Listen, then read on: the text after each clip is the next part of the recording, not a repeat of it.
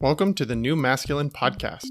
This is a place where masculine identifying people come together in community to disrupt outdated models of masculinity and together construct new models for our way forward as men. As a special note, while this conversation is between men, this podcast values all beings and seeks to create positive impacts for all. I'm your host, Travis Stock. I am a master life coach, an equus coach, which means I often partner with horses when supporting clients, and I'm a teacher. In my coaching work, I am passionate about the balance of masculine and feminine energies in each of us, regardless of gender. I seek to help others nurture a relationship with both types of energy, which often leads to a greater sense of wholeness. And yet what I found in my work with men is that many of us have been taught messages about what it means to be a man by first teaching us to avoid anything that is associated with the feminine. That avoidance leads to few experiences of intimacy, emotions outside of anger, vulnerability, or even a sense of belonging. Striving to comply with these models of masculinity has many of us feeling isolated, ashamed, unworthy, afraid, angry, and depressed. That's why I started this podcast, to bring men together who are ready for something new, something more whole. Our education system is one of the primary methods of training, outside of the family of origin, that children have growing up in society. Boys learn much about the men they must become from the interactions from teachers, administrators, and peers in those 18 years prior to adulthood. So this episode is the first in a series on the new masculine, focused on how we educate boys. And my guest, Benterah Morton, is a member of the Division 51 of the American Psychological Association's Task Force on Boys in Schools.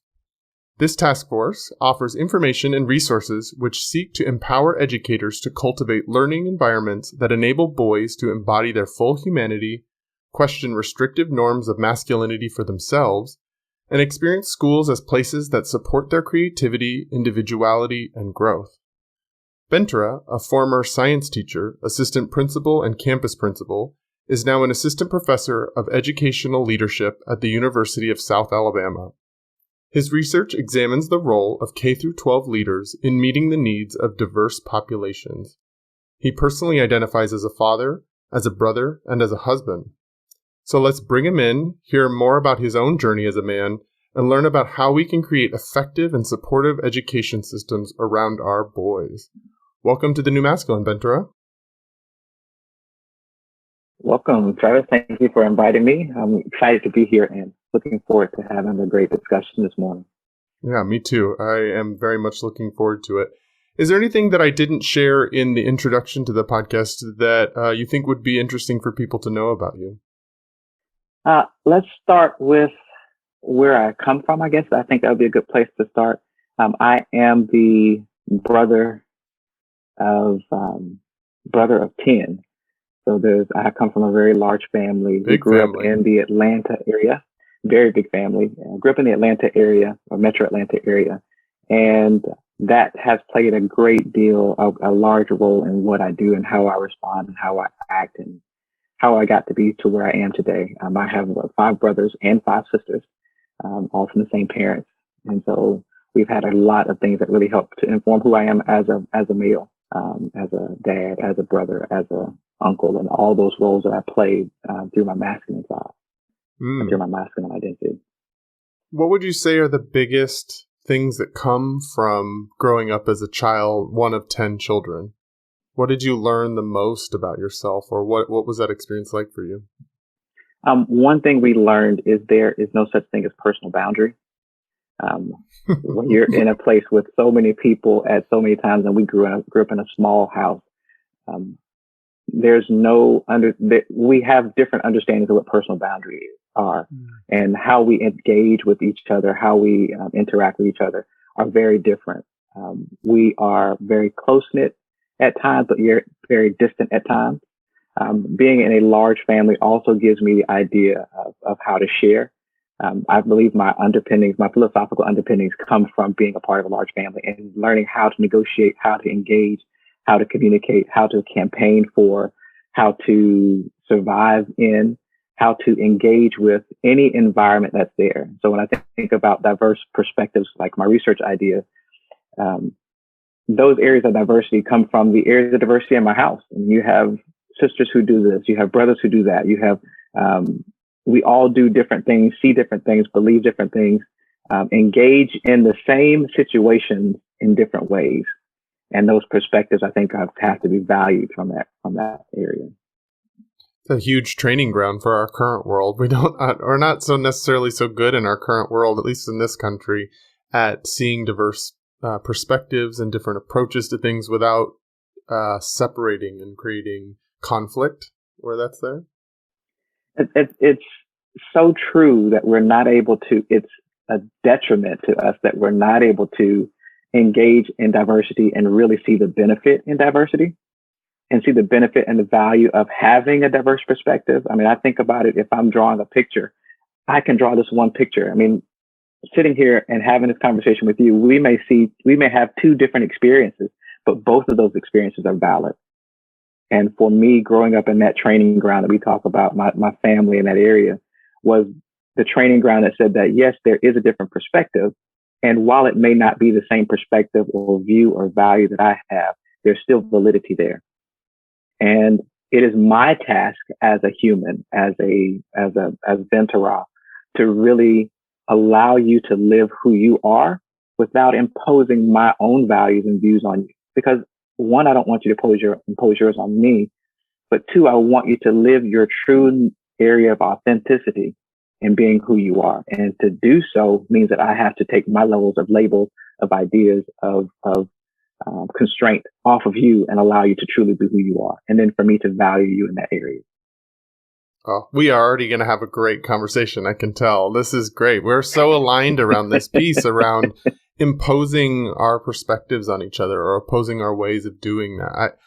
One of the things I really like to model in my conversations with other men on this podcast is that we may see things different at certain times. We may have different approaches to life. We have different lived experiences completely, but how can both of ours be valid and not needing to diminish the others? So much of the interactions between men are often hierarchical.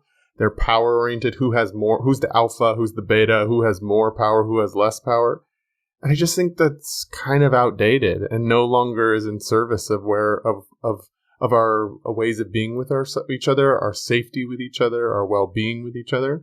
And so what you're bringing up, I'm so grateful that you're talking about that because it's such an important value of mine in this podcast. Thank you. I think about it as that zero-sum game. And again, back to that same training ground. I guess I'll go back to that training ground as my home base for today. Having older brothers, and I have brothers who are 10 and 12 years older than I am, and having them to talk about, hear things that are there, but really understanding that whether I agree or whether I disagree, that doesn't take anything from me. I can remember a conversation with one of my siblings and having it and getting the understanding that if somebody tells you no, you haven't lost anything other than the opportunity for them to have told you yes. And so when I realized that, and I'm thinking about this, Travis, and the idea of how do I negotiate a zero-sum game? How do I negotiate the conversations with people about whether I'm superior or not, or whether I have a strength or weakness in this area or that area? It doesn't matter. What does Benterah bring to the table? And if I'm bringing something very phenomenal in this area, that's great.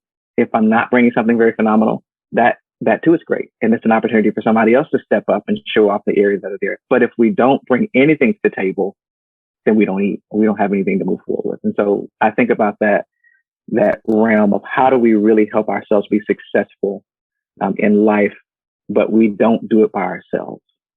And so I think that's an area. It sounds like you've really integrated this concept for yourself in a deep way. You live in this way.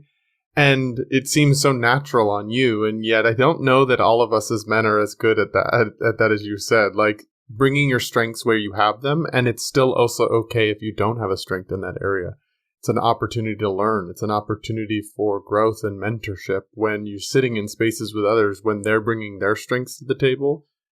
And it doesn't have to mean anything about you and your value because you're not bringing that strength in that moment. I don't know that all of us men feel as safe and secure with ourselves when we don't have something to offer. Wow. I agree. it's something I teach now, but as you framed it in such a way that I live in this experience in this way. That is truly how I live in this way. But I can remember again having older brothers and sisters, and even younger. There were times I had nothing to offer. I didn't have any experiences to even share. I can think back to, how do you get the hookup from a family member and you don't have anything to hook them up with? And realizing, well, I don't have to hook up. Maybe my strength is in knowledge. Maybe my strength is in experience and education. Maybe my strength is in parenting. Maybe my strength is in singing or dancing or whatever it is that I can bring that strength. And there are times where there may be a season for me to share my strength. And there may be a season that the strength is being strengthened or being worked on, and that I don't have anything to share. And I don't know how. I haven't thought through how did I get to that phase, but I do realize that is how I live my life now, and where I find value in different places, and how I see value in others, even those who are sitting quietly by the side. I'm thankful and observant to say, oh, I see this person sitting quietly, and really getting to draw because that's their strength, and then I pull back from that strength and say, hey, what can you share? I saw you sitting quietly, listening in the corner. What is it that you'd like to add to this conversation that can help us in this process?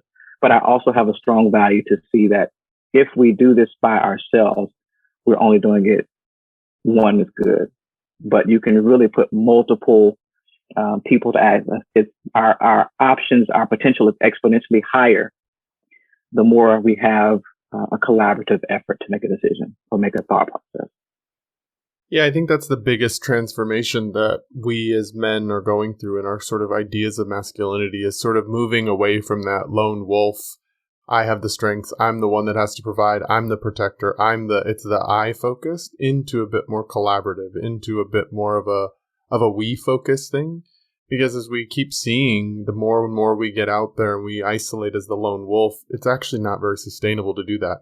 It could be a strength of ours in times of adversity or times of challenge, that we really push through and we really still meet our goals and still go after the things that we really want. But it's not really a sustainable way of living. It's not a way that our systems really like to. Everything else in nature really starts to seek that rest and relaxation kind of thing, that rest and digest part of our nervous system. And yet our world has sort of taught most of us, and I don't think this is just a man thing, but it's taught most of us to live pretty like going full force all the time. It's not how you described it. Like, there might be a season for your strength to really show up and benefit, and then there's times for that strength to be honed and to be strengthened. That sort of the ebb and flow of the energy and the sort of masculine and feminine sides of things, or the yin and the yang sides of things. So I think that it does feel to me like that's where we're headed, as we're moving away from that. Like, here's my strength, and here's like, what are our strengths that we all bring together? It takes us more to a holistic approach. When I'm thinking about the doctoral training, and we're talking about the epistemological understandings of how we get to where we are, and bridging us from the duality between East and West, and where we have more of I don't want to say monotheistic, but I'll say monotheistic way of thinking about things in the West.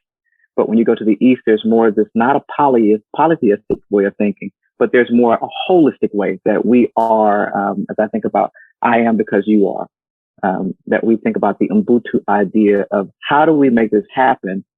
And if I'm struggling to do something myself, the team struggles. We're only as strong as the weakest link. Those adages that I got, growing up and learning through different pieces of where we are. But all those things really, really resonated with me because I saw the benefit of being able to work as a group. Even when I'm training leaders now, training and talking about using an idea of I do, where I will show you exactly what it is I want through modeling, through mentoring. And then we do it together for a period of time. And then you go and do it. But we have to remind ourselves that that's a cycle. There may be times where, hey, I need to go back and reteach, and we need to be retaught at the same time. And so as we go through, how do I make sure that we can keep that holistic view of ebb and flow, that holistic view of getting an understanding where we have to be able to do some work at this point in time, and then we need to step back and let somebody else work and step forward. It's a challenge as I think about this one, even in men and where our lives are, I was the principal at an elementary school, principal and assistant principal, and doing things in that school all day, every day, just doing work. And as I'm thinking about this idea, that ebb was me stepping back and saying, you know what, it's time for me to go for a doctorate degree. It's time for me to do something else in this realm. Let me step back. And I can remember, family members, I can remember colleagues, I can remember folks saying, you mean you're quitting your nice job? I mean, you have a top, you're doing your thing. You're doing the job you want to do.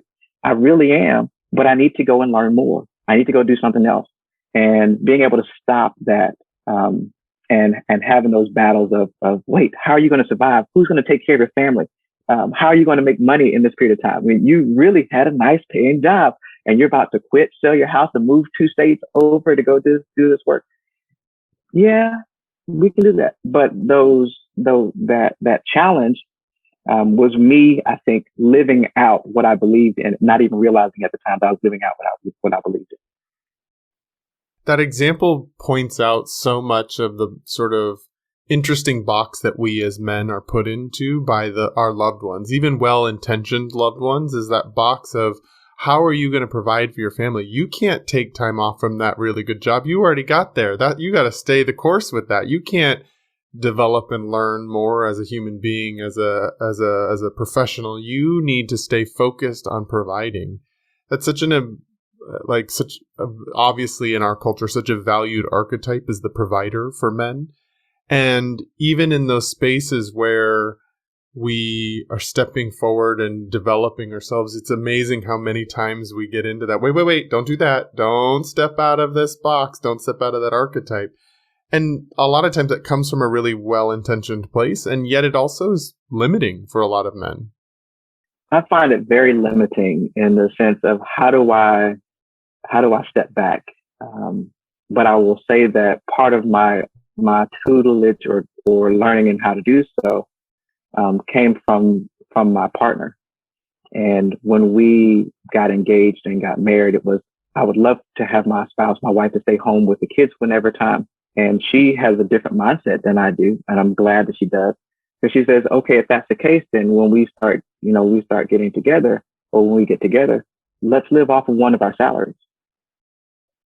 And what that did is that allowed us the opportunity that we always have a little bit of savings here or there on the beginning. That allows us to have a cushion to be able to do some of these things along the way. And why is that important? Because that's not the narrative that we usually get. The narrative is often the man should be the breadwinner, the man should do this, you should be going to work and taking care of these things. But in some cases, as a matter of fact, in all cases, since probably year 3 of our marriage, she's made considerably more than I have. And so being able to live off that, but that was an understanding that I knew very early on. I said, hey, I'd like to, get married, but I do want you to know that I am a teacher. You can see my salary on the website. And if you can see my salary on the website, that's about it. So if you're willing to live within those means or that understanding, then we can do this. But having that conversation, I think but to have the confidence to be able to have that conversation and not have to struggle to say, I've got to keep going to do something else, but to really be able to do what I enjoy and reap the benefits from it in a different way than having, I guess in education, you're not going to get multiple millions of dollars just teaching every day. Yeah. It's so interesting how a conversation like that ends up being very brave and courageous in our culture. Just saying, here's what I make, and I'm a principal, and I'm an educator, and I'm doing good work in the world, and yet it can be a hard conversation for many men to have that, and it can bring up a lot of shame that I don't make enough, I can't provide enough for my family, and so it's so funny to me that it's that we would consider that a really brave conversation, and yet I can feel that in myself too, as a small business owner trying to build my business, like. With my partner, I have to have those kinds of conversations about what happens when my business is smaller than the work that you're doing financially, and how do we continue to be equitable in our relationship when I'm in the first 5 years of building a business and there's more to go, but who knows where it's going. And so thank you for sharing that, because I think it does require a level of vulnerability to have one of those kinds of conversations with our partners, and to be able to, as a man, say, I don't make as much as you, and what does that mean about my manhood or about my masculinity, to admit that and to continue moving forward as a husband, as a spouse, as a partner. You said a word there, conversations. We say it sometimes, let's have a conversation singularly. And when you said it there, it just resonated with me, conversations. And you asked me earlier, what kind of impact is having that family going? We had to have conversations. And we're still negotiating what those conversations look like, as we all age together. But we have to have the comfort of being able to have a conversation with people. And unfortunately, I didn't learn the conversations from the masculine side of energies in our family. I learned that from the feminine energies in our family, of how to have conversations, how to talk about what's going on in our area. And I'm learning even more now as an adult, as a dad, of how to have those conversations and to remove some of the emotion from it and really deal with just the fact of the conversation, so that we can get to the truth and the hurt behind it and address some of those emotional pieces that are there, but we don't do it in a way that we're hurting each other. I can remember our experiences where, I can remember in my family where we don't have a lot of conversation between the guys. It's just you may have a conversation with some of us and not understand what was said, but have an understanding of what's said, and being able to be more, to negotiate the understanding of the terminology. And the conversations we've been having recently are, hey, what is your value? Well, my value is education. Well, tell me what that means. What does that mean to you to have a value of education? And then we have to go and have a conversation back and have multiple conversations back and forth about what education is. Even to going to say, are we talking about education at school? Are we talking about education in the world? Are we talking about education in this area? Are we talking about education in a specific area? Oh, we hadn't thought about that. But being able to have those conversations on a continuous basis are one of the things I think that really help us to identify and figure out who we are, who we want to be, and then to be holding each other responsible for who we are. Because if I tell you that I'm going to be here at such and such time, if we're not able to have a conversation or have conversations about that, then how do you hold me accountable for it if we haven't really met it out or ironed out what it is that we're really standing for? So having been modeled one form of communication between men in your family, why has it been important for you as an individual man to develop more of that ability to have more nuanced conversations and granular conversations? Why has that been important for you as a person? For me, I want to truly communicate with people. I like intimacy, where you can see who I am. And I've spent so many relationships in my life where it's been surface. One of the pieces of being a large member and a family member is not that you're a number, but you are a name. And for people to get to know you, I want them to be able to know me. Not everybody, but as we begin to learn trust, I want people to begin to know who I am. I would like people to experience specific things about me. Well, I don't know if they're able to if they're experiencing that, if I'm not able to have conversations about what it is that you're experiencing, who I am, what does it feel like when you're in the presence of Benterah? And how does that leave you feeling in the long run when you're in the present? So for me to have those conversations does multiple things, but one of them is really helping me to negotiate who I am. But even more so, it helps me to connect and make lasting connections. It helps me to put away the idea that I think we'll say, if you haven't heard from me, everything is good. That's not the case, because there's so many things that are happening along the way that I'd love to tell you about, but I don't feel comfortable having that conversation because we haven't talked. Are we at that part when we spend that much time going through the surface pieces of conversation that we don't get to the depth of what's going on? And so being able to have that conversation, being able to have those ongoing conversations gives us an opportunity to pick up where we left off, not having to go back to surface, but to go deep and keep digging those wells into where we are understanding. I think that's how we build relationships. I love sitting back and listening to you share this value that you've developed within yourself, and that just hearing you even say in the beginning of that you like intimacy. Like, I want more men to be able to say that. I want that to be the norm and the given rather than the oddity or the sort of minority of men that say that. I say that in my life, but I don't really hear a lot of men even using that word intimacy unless it means sex with their partner. I think that's a good way to look at that, though.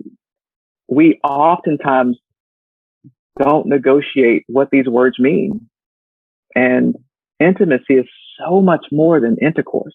It's so much more than touching, so much more than even being in the same room. Like there can be a level of intimacy that we can have, you and I, in this conversation. And one of the reasons I was like, let's turn the camera on so we can see and have some conversation and really be able to interact back and forth with each other so that we can really get a chance to know who we are, so we can vibe, so that our energies can exchange and interact, because there's so much more in the conversation if we're willing to talk further than just what's the weather or what's the sports team or what's the, what happened on the football field or baseball field or whatever last night, or what's the political conversation. Let's go deeper. Let's talk about what it is that what is you love? What does love even mean to you?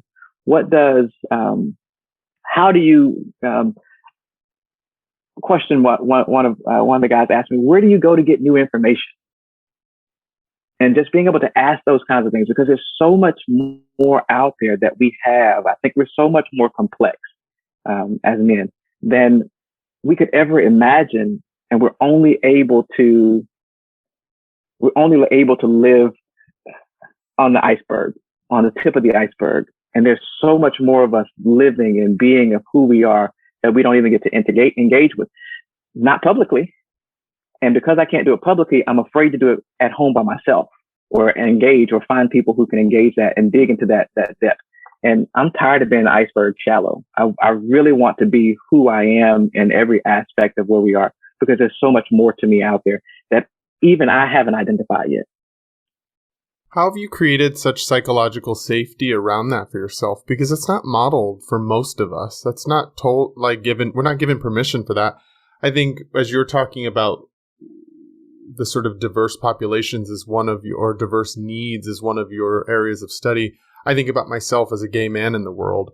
I don't necessarily know that it always feels that safe for me to engage with men, because around intimacy, around, like, as you said, turning that camera on, getting to know each other, being in the flow with each other, because because I've been trained to believe that if I request intimacy in my relationships with other men, it's a threat, and it's somehow going to mean that I'm coming on to you in some way.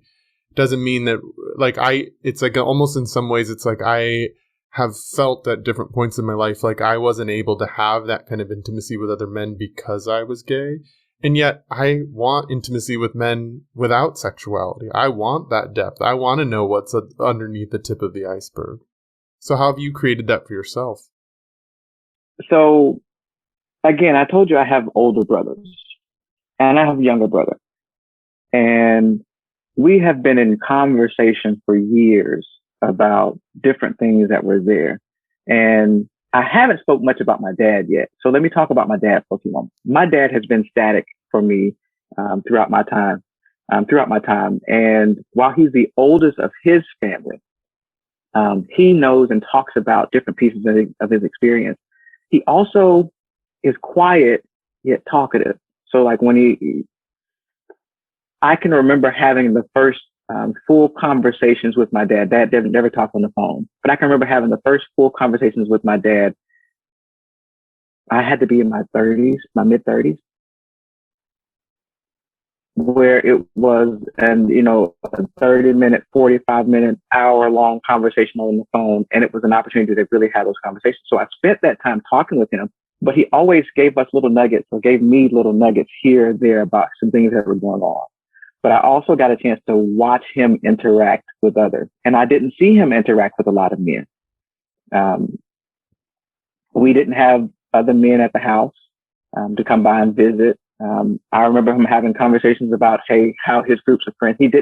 I never saw him with friends. But again, when you're the dad, you're the breadwinner for 11 kids, it's kind of hard to have some friends along the way. But I've had those relationships with my older brothers along the way and watch them and see different things along the way and see those pieces.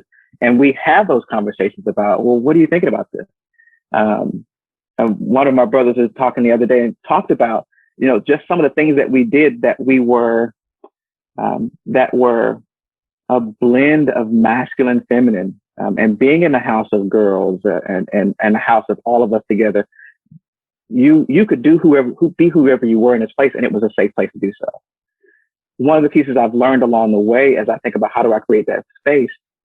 So I have this understanding that I realized about when I joined the task force. I realized that the day I joined that every space that I move into outside of my house is a hostile environment. And I have facilitated a place in my home that is a place of safe haven. And so when I have that, then I look for opportunities to engage and connect and pull. You got me thinking through the ideas in my head as I talk. You have me as I think through, if every place outside of the home is a hostile environment, how do I find safety in that place is the question you're really asking me. And those communications, those relationships are what help me connect to and get into one place. So I may call a friend in Virginia and say, I'm struggling with this specific issue. Can you help me think through this process? He may say, Benterah, that's crazy. No way you could be thinking that way, but you're thinking that way. So let's think through it. And then I, get off the phone, get some ideas, and I call a friend in Texas and say, hey, I'm thinking through this same issue. Help me think through this idea. Hey, I'm calling a friend in Chicago. All men who are dealing with different things, who are dads, who have kids, who do these specific things. Help me understand this perspective. Let me get some perspective of where we are. And so I think I've rambled through to get to a place of, I think I really spend time just developing relationships, and not all of them as static as we want to be, but being very open and candid about what they are to help us to really get to a place where I can at least feel comfortable with a few guys having these conversations. And then as I get to know more, I'm able to have conversations. And do you find yourself as the one that often initiates those kinds of conversations? Or do you have men in your life that are willing to initiate them with you too? I think I started off initiating those conversations because I thirsted for that communication. I thirsted for that level of intimacy. And I knew that if I was trying to get it with women, it would be misconstrued. And my wife may be trying to leave me at some point, and that's not our goal. But I know that there are levels of intimacy that men are able to have. It's like iron sharpening iron. And I heard this as a young man in church, in different places, in small men's groups here or there along the way.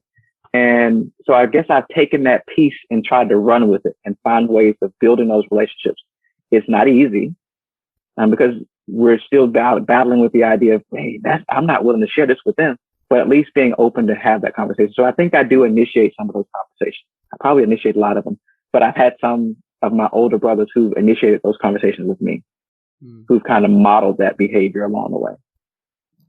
I love being in conversation with you because I find as you communicate and you talk about what you really crave and what you're thirsty for, it helps me feel more psychologically safe. It doesn't feel like such a hostile world listening to you talk because I'm that kind of man that thirsts for those things too. And I'm always looking for more men who are interested in that. And ultimately, I thought it was going to be much harder to find people for this podcast to have these kinds of conversation with. I thought men weren't going to be interested. And yet it's been so easy and so fun to find as many men out there that are also craving and thirsting for that level of conversation and that level of intimacy. So thank you for being who you are, because just being in conversation with you makes it feel like a less hostile world. When you said that, it made me think about our conversation the other week. And framing and thinking through how we frame what it means to be masculine and what it means to be man. I think my dad gave me freedom to be whoever I am. I know my dad gave me freedom to be whoever I am. I remember in about 8th grade, I had I'll share this. I had some gentlemen who were who were hitting on me. And so I was concerned about what it was, Dad, what's going on, and was trying to figure out who I was and what my identity was. Was there something that they saw in me, or was there specific things that were going on? And his basic response was, son, really that doesn't matter.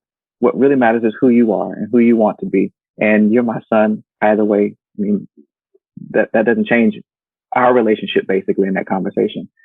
And it didn't resound in me until probably 10 or 15 years later, when I was having conversations and really getting to know who Benterah is, and realized that, wait, Dad gave me freedom a long time ago to be who I am.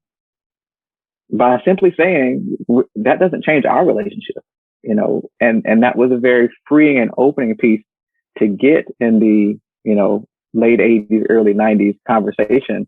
That wasn't the time for that conversation. And as I think about that one,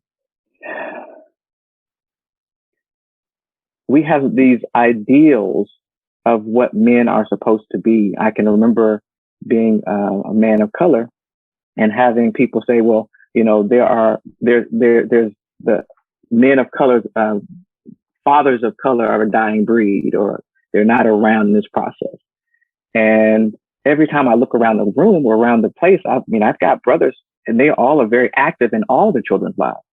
I've got friends who are all active. And so I was thinking, where is this narrative coming from that there are no men who are taking care of their families, especially men of color who are taking care of their families? When every example I see, it is more the exception to see somebody not taking care of their children versus the rule. Because the rule is you take care of your children, not just financially, but you emotionally take care of your kids. You love on them. If you not just put money in, you have your butts and seats, and actually be there, having conversations, loving on them, hugging on them, kissing on them, but just really showing that we are here in our fullness and place. But those are examples that I got from my dad. I remember getting hugs. I remember sitting on my dad's lap as a teenager. I remember my mom joking with her saying, well, Benterah come home, he'll still on his dad's lap now. And I'll go sit next to Dad now and sit under his arm at 43 years old. But that's the opportunity that he allows me to have. I don't know that my siblings, my brothers or sisters, have that same relationship. But I think that's a part of the communication that we're able to have and a relationship we're able to build in that process. So back to that thought of where we were before, how do we really pull through and break down some of the masculine ideas that are out there? And I think that I've been able to do that by finding examples or finding non-examples. So if you say it's not there, then I'm looking for where it is and looking for ways to highlight that. It's a really good practice for all of us when we either hear from our own inside our own heads, or when we hear from the outside that it doesn't exist or it's not there, to start actually looking for it, finding where is it actually, because I think I see that in myself too, where I've started to become on to myself when I don't believe something's possible or I don't think it's there. If I just start looking for it, I'll find it. It just is about, like, whatever you believe is true, you'll find evidence of that thing. And so when I believed that it was going to be really hard for me to find guests for this podcast, it kept me from really stepping forward and being a part of this conversation. But once I started looking for it, it really wasn't that hard. And people started coming to me asking to be on the podcast. So it was like people were looking and craving the other direction. So I think that's a really good practice for all of us, is to check in with our own beliefs about what isn't or isn't there, or what we've heard from others that is or isn't there, and actually look for the opposite of that. Look for where it is present rather than where it isn't present. So when you said that, I keep talking about my brothers because we've been having different conversations lately. So my brother gave me a book, The Alchemist, a couple years ago. Actually, didn't give me. He told me about it. He said, "Hey, you should read The Alchemist." I thought, okay, I'll read it. I'm pretty sure my brother gave me the same book. 10 years later, I finally read The Alchemist. And the piece that I think has been a part of who I am, it's almost like it quickened a part of who I am at the core and gave me permission to do the things that I've been doing already. So you asked me earlier, so how do I get to this place? I think I have permission now, and I have given myself permission to do the things I want to be happening. So when you think about knock and the door shall be open, seek and ye shall find. If I want something, guess what I'm going to go do? I'm going to go get it. And there's nothing that stops me from doing so, except for me saying I can't get it. And when I believe I can't get it, I don't get it. So when I want intimate relationships, guess what I find? Now, that doesn't mean that there's no work to go along with it, but it gives you the opportunity to actually go. It gave me permission to go do the things that I thought were there. I love that phrase. Say that again. That it quickened a part of me. Something about quickening a part of you coming forward. So that was beautiful. I can't repeat that. It does, but it was just divine like inspiration. It really is, though, a quickening of who we are, and it rejuvenates, because we were created being, and I know that we were created beings, and we've been taught to not be who we were created. Not created to be, but who we were created. And so when you get those areas of permission here or there to be who you are, you get to really walk in your being, walk in your spiritual self, walk in your physical self, walk into who you are in that process. Not who you're becoming, but who you are, because we are these beings. Yeah, I can, at least in our conversations that we've had, I can feel that you really live that, because I can see you giving permission for others to be who they are and to see others' strengths and to be exactly who they are, rather than continuing to reinforce that they need to be something other than they are in order to belong, to fit in, to be okay, to be loved, any of that kind of stuff. I can feel that from you. We need more men like you out there in the world. We need more men who are able to be themselves. There it is. And who are willing to be themselves in that process. Yeah, there it is. Well, you've clearly had an education as a human being on a different form of masculinity than our culture sort of puts as the ideal. And I am so glad that I get to highlight your version of masculinity, because to me, this is way more ideal. Listening to you talk and hearing your value systems around this and how you engage in relationships and how you engage with intimacy.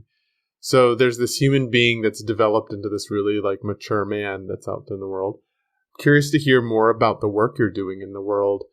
So share with me a little bit about why education is the path you've chosen, why that's drawn you in, and sort of why you've chosen the area of study that you've chosen. So education for me, I didn't realize this. I'm realizing that as I talked about the person we are, and if I'm to be who I'm to be, I have to put some things in action. There were some things that were put in action before I started walking this route that I didn't know I put in action to get here. And I think that's a part of the collaborative group. Education to me truly is the realization that the hand that rocks the cradle rules the world. And if I am finding value in the way that I am being as a human, as a man, and if I can open the door for others to feel that way, or to walk into who they are, then what a more real society we end up living in if we're who we are, instead of putting on pretenses or putting on masks every day. What a more compassionate, hopefully a more intimate society we live into. So that's kind of how I live in education right now. My research really focuses on the role of K-12 leaders in meeting the needs of diverse populations. I intentionally do not specify what it is when I say diverse population, because I realize, having worked in Georgia, in Texas, in Louisiana, and now in Alabama, we have different experiences, and there's different areas of diversity no matter where we walk into. Each place I go into, each classroom, each school building I go to, there's different areas of diversity. And if I say I want you to deal with this specific area of diversity, guess how many people, how many identities we exclude in that opportunity. So that kind of gets me into how I do my research, but it really pulls on, how do we really meet the needs of all the students? I really want to embody this idea that all of us, all these, we hold these true self-evident, that all men are created equal, that all people are created equal. And in that frame, through education, I think we really get to where all men are created equal, and giving us opportunities to be who we are, to shuck some of the ideas of, I have to be this way because my ancestry is this way. Giving us that freedom as teachers gives them then the opportunity to get out of the way because I see teachers, oftentimes leaders, educators, as the roadblock and the mirror that prevents students from getting to where they want to be themselves. And so that's why I hang out and do work in education. Then I got to be a part of this task force on boys in school. And I thought to myself, I don't focus on boys' work. I don't focus on masculinity work. I focus on diverse areas. But then I realized that men is an area of that diversity, because I was blocking that, and I was blocking that view for myself to see that. And so when I was able to see it, I thought, okay, let's go and have this conversation about what we do in men. And since I've been on the task force, it's been almost a year and a half now. And I have learned that the more I do for the task force for boys, the more I do for everybody. That same idea that I taught when I was teaching at school, what's good for the goose is good for the gander. Mm-hmm. When we focus on this area of boys, we highlight all the other areas. It's the same thing I've talked about when focusing on areas. When I focus on the areas of the students or the groups that are historically marginalized, if I can focus on those who are historically marginalized, it gives me a clean view of what's there and what needs to be done. But then everybody else benefits from it. But if I focus on those who are already, I'm going to use in air quotes, at the top, then I don't focus on the things that everybody else needs to grow. I'm only focused on areas. So I spend my time as an educator now focusing on those who are already marginalized, those who are left out of the table, and giving them voice, giving them opportunity to communicate, not giving them voice, making opportunities for them to use their voice, and not even allowing, because it's their choice to allow, but giving space for this to happen, for them to show who they are. And so in the task force, I do some of that work. I think my role, not a psychologist, because that's not my area, but my role is to really talk about how do we find areas where we're not having this conversation and bring that into the conversation. Yeah, I think it can be easy to look at boys in school and to think that they are the ones at the top, as you were sort of referring to. And in many ways, many boys are. And yet there's diversity in boys, and there are different collections of boys that are not receiving, or that are not having space for their voices to be heard, or not even given permission to even know that they have a voice, other than like a voice within the education system. They know that they have a voice in being a man, it's becoming a man in the world, but not necessarily in the developmental, educational, like what's their mind got, what does their creativity have, what does their heart have. Like, in some ways, there is a diversity of boys, and that we aren't just a conglomerate. Like, you and I represent two different, completely diverse populations within men. While I am very much have a lot of privilege being a white man in this world, I also belong to a marginalized community and being LGBTQ. And so I have to watch that. There's that place where my privilege and my disadvantage all sort of like rub up against each other. And I have to pay attention to that friction. And if there's nobody there to help educate and to help guide when those places come up, or to even help us reflect on those things, then boys are at a disadvantage, and therefore everybody else is at a disadvantage too, because we're not asking boys to do any of that sort of reflective thought process that we're talking about as our value of how we engage in relationships and communications. So Travis, that's what I believe the task force, and that's why I hang out in the task force. I've found my home there kind of now. And part of our purpose is to really look at how do we help educators cultivate learning environments that enable boys to embody their full humanity. Let them be themselves. Let them have those pieces of intersectionality that rub up against each other, where you and I may find areas of privilege or areas of not privilege in the same identity or the same aspect of our identities. And I'm going to use identities plural because we have more than one, I believe, in this area. Yes, for sure. When I think about being brother, being father, being uncle, being dad, being all these things, but I'm still Benterah and all those things. And so I think that's what the task force is about. And so in that process, we're putting together these fact sheets, just a simple research-based fact sheet written in layman's terms, and it's targeted to school teachers, school counselors, school principals, legislators, people who are making decisions about it, researchers, because on the backside of it, you have this list of ideas, but then we give you some references that you can look at and say, here's where we found some of this information. But we start off with one side of just, here's what's going on. Here's what some of the issues are. We go back to the other side. Here's some possible recommendations for what you can do today, tomorrow, tonight. Think about how do we change them? How do we think about this in a school? And then those references to move forward. And so we have these fact sheets that we can disseminate at different portions of it. Now, they're written by researchers. I'm on the team of writing those. We have an advisory board that helps us, come up and think about what needs to come out next. And that board, again, my purpose, how do we make that board diverse? How do we make it not just diverse where we have different identities of men, but what do we have about our feminine energies on that group? What do we have about the academic understandings of the group? What do we have about parents on that group? Let's talk about all the areas that are interacting in the ages and the education of boys. Let's get them to be a part of this conversation. Now, we can't all sit there at one time and have a conversation meaningfully, but we can at different times bring in their portions of it and truly have a collaborative effort of this is what's going on in this process. Here's what we think. Hey, take a look at this and see what you think. Cut it apart. And we've taken it to a place where our egos are removed from the conversation to, hey, I disagree with what you just said. And here's why I disagree. Or, hey, let's consider this perspective. And we'll go home and think about it and come back in a couple of weeks and sit back and talk. You know what? I thought about what you said and here's what I think about it now. I agree or I disagree. Or you know what? I still disagree, but let's keep talking about it because I really want to understand. I'm having difficulty understanding where did you come from.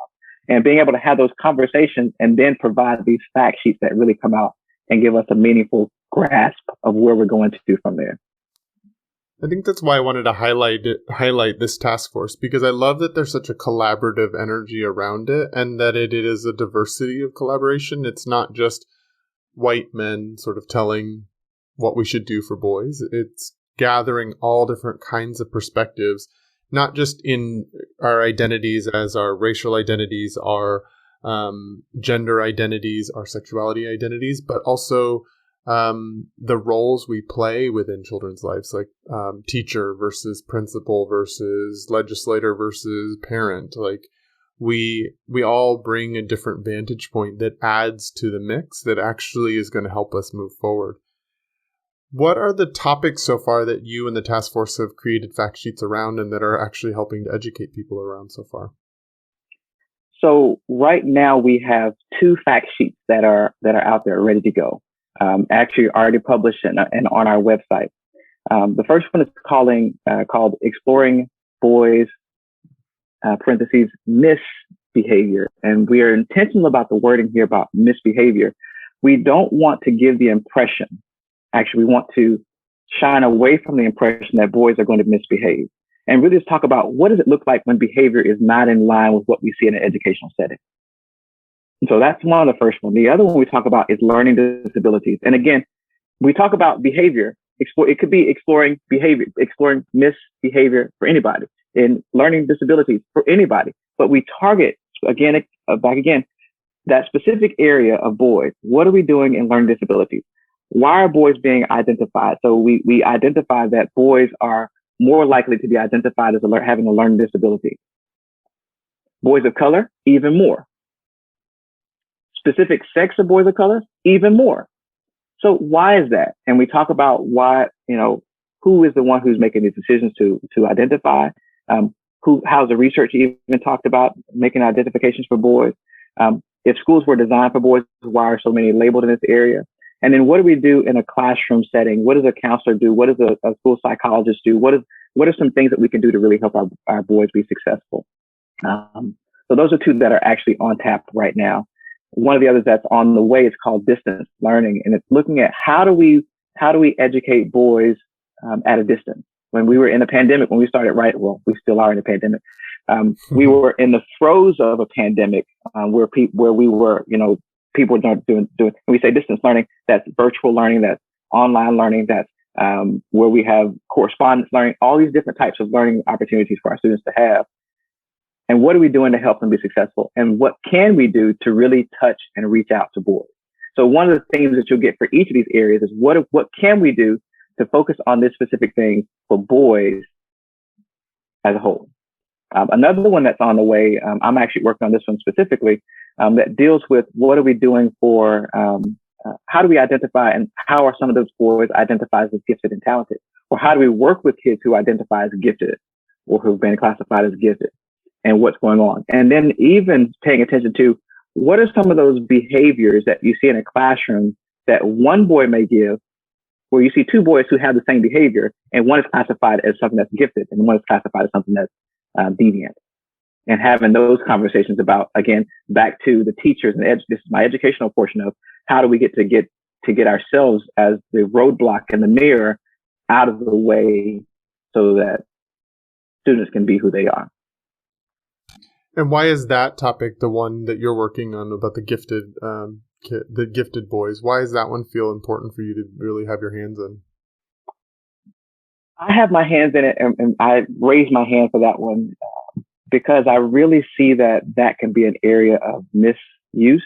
I was identified as a gifted boy in my childhood, but there were so many of my friends, let's be more candid, there's so many of my brothers who are so much more gifted than I am.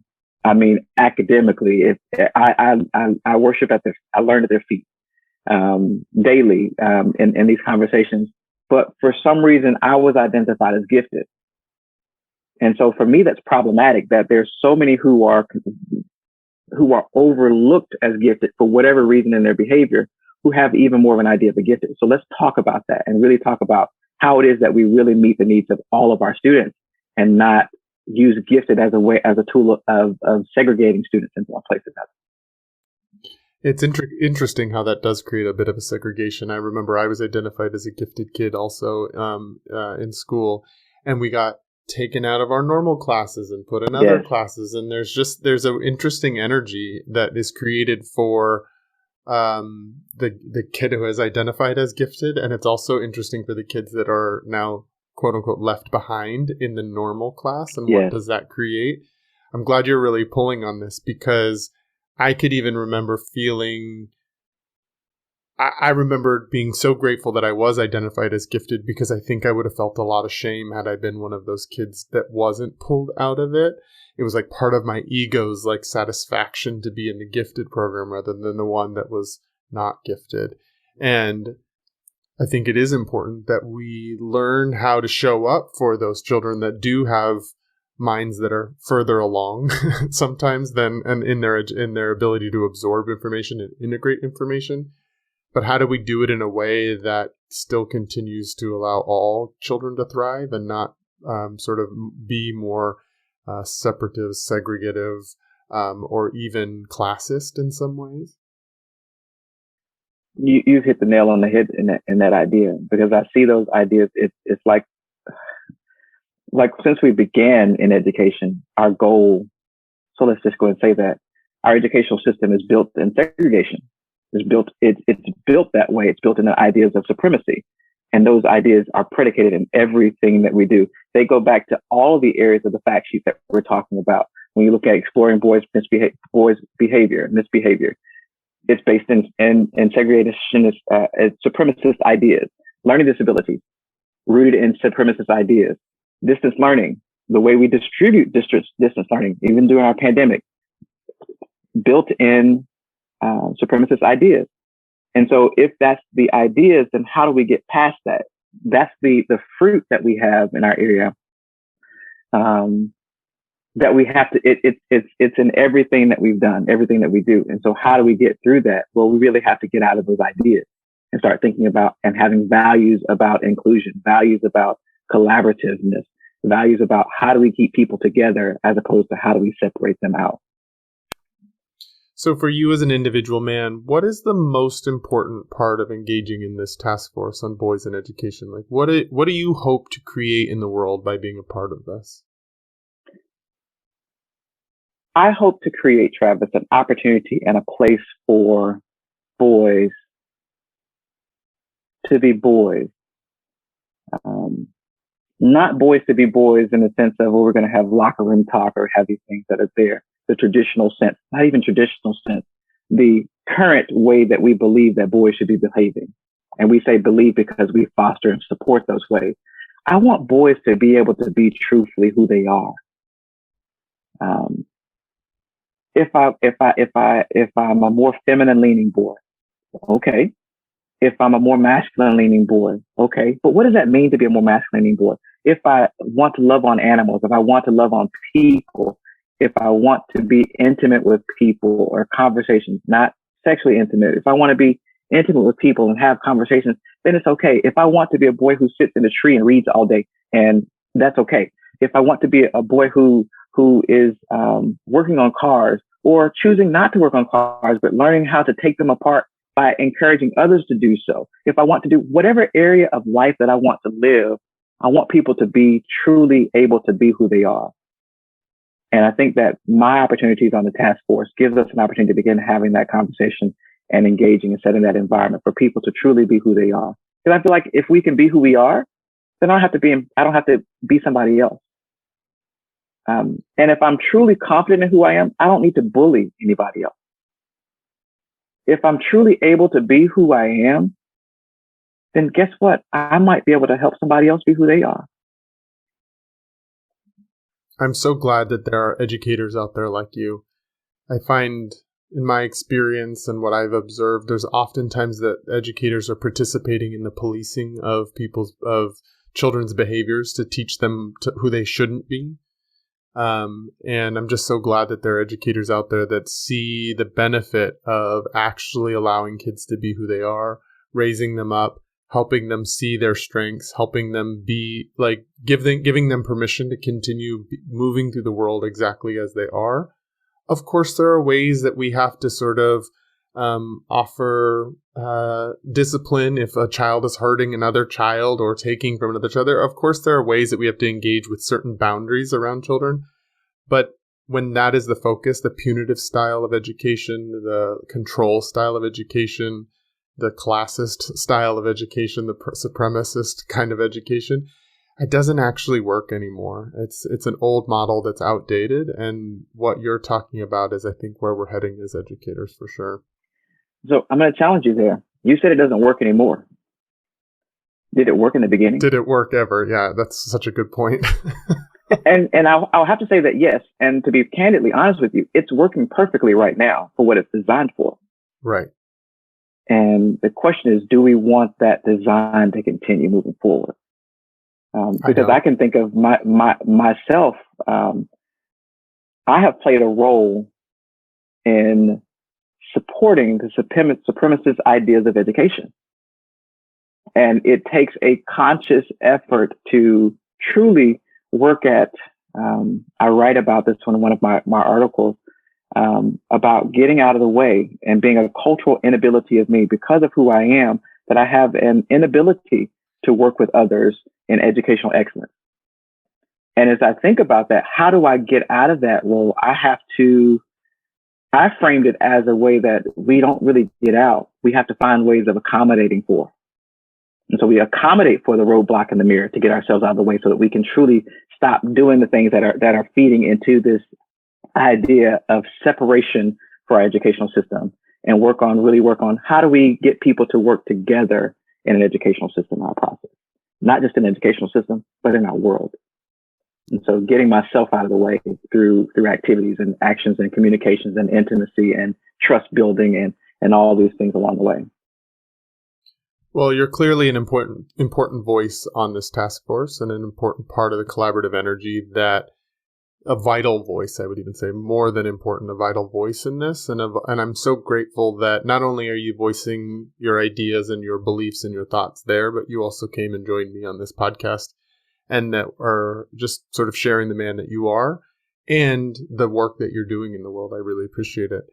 If you had an opportunity to give men one piece of advice, for zooming out, we've been talking about sort of boys in education, and we're talking about now the adolescents that are becoming men, and we're also talking about the people that already identify as men in the world. What is that one piece of advice you'd like to leave them with from our conversation? I think the thing I would like to leave people with, not I think, I know, I want people, boys, men, people, humans, spend time with yourself so that you know who you are and then be you. That's simple, huh? That's simple. I love it. That's simple. I love it. We don't teach boys, or we don't teach many of us how to be with ourselves and to really become. We've been talking about like intimacy between us and others, but what about that intimacy with self, that knowing of self? The intimacy with self is the predicate, is the prerequisite even for intimacy with others. I mean, how can I even communicate who I wouldn't be able to share with you my ideas today if we hadn't spent time having conversations with Benterah. And in essence, in my mind, having conversations with Benterah is akin to having conversations with somebody else. Because if I have the conversations with myself and I don't try them with somebody else, then have I really had a conversation? Do I really have the understanding of what it is? And every time I work with doctoral students frequently, and oftentimes supervising them when they're working, I'm like, don't just write it down and have these conversations in your head. Talk about your research with somebody else. And every time you talk about your research with someone else, it's going to quicken your ideas. It's going to have you thinking through where you are, where you're going to, and you'll think, wait, that didn't make sense. Let me go back to the drawing board on that small piece and let me keep going. But we hammer out these ideas, we sharpen these ideas with each other, and we have to, in my mind, spend time with each other, with ourselves, with each other, with ourselves, with each other. Is that ebb and flow again to what we talked about before, the ebb and flow back and forth of who we are. But we give ourselves that permission to be intimate with ourselves, to really sit with the ideas, whether it be with my religious beliefs, whether it be my family beliefs, my family upbringing, the challenges and things that are there. Back to that same conversation of, it's not about the emotional pieces of it, while that has a strong piece of it, but let me just really sit with and think about, does this resonate with who I am? Well, and thank you for doing all of that work to get to know Benterah, for getting to becoming intimate with yourself, because what I can see is that it has given you permission and the confidence to show up in the world as you are with your value systems, and to then let that spill over and support others and help others and educate others and fill others up. So I'm just so grateful that you have done that work and that you are a man that is committed to that own inner journey that allows you to show up in the world and be the kind of man that you are and the kind of educator that you are. I appreciate that. As I said before, it does make this feel like a less hostile world and a safer world. And that's sort of the mission of this podcast, is to continue to find men who are dedicated to making this be a safer world for everyone. So thank you for being a part of that. If people wanted to find out more about you or wanted to find out more about the task force that you're a part of, how might they do so in the world? So you can find the task force. We're at www.division51.taskforce-on-boys-in-schools. And I'm sure you'll give us an opportunity to find us later on. Yeah, I'll make sure that's in the show notes so that people can find it too. And if you're interested in finding me, I do check my Twitter every once in a while. I am Dr. Benterah, Benterah. So you can find me there. And you could possibly email me at the job as well at the University of South Alabama, Morton at southalabama.edu. Great. Yeah, I do encourage people to stay connected to the guests of this podcast and to continue following them in the work that they're doing, whether that's on a professional level or even just as the humans that they are moving through the world. Because as I keep finding these interesting men, I just think it's really fun to continue putting our eyes on men that are really doing the work, that are really showing up in safer ways, that are making this a less hostile world, that are really aligned with the values of the new masculine. It can be really easy to continue looking at the guys that are not, that are dominating, that are imposing, that are continuing to reinforce that hierarchical structure between us as men and between us as people. And so I like to just make sure that people keep their eyes on the men that are doing that good work out there in the world. So thank you so much for being a part of this. And I'm just so grateful that you joined me and started to offer that sort of broad picture introduction to the work that the task force is doing. I look forward to having some of your colleagues on in future episodes to keep diving into this work on the task force on boys and education. If you want to get in contact with me, you can go to my website at travisstock.com. You can email me directly at travisstock03@gmail.com, or you can find me on Instagram at travers03. I'm also on Patreon. If you want to become a supporter of this podcast and supporter of the mission of The New Masculine, please find me on patreon.com/The New Masculine. Again, that's patreon.com/The New Masculine. Thank you so much again, Benterah, for your time, for showing up with me today, and for being the man that you are in the world. Thank you much. My pleasure.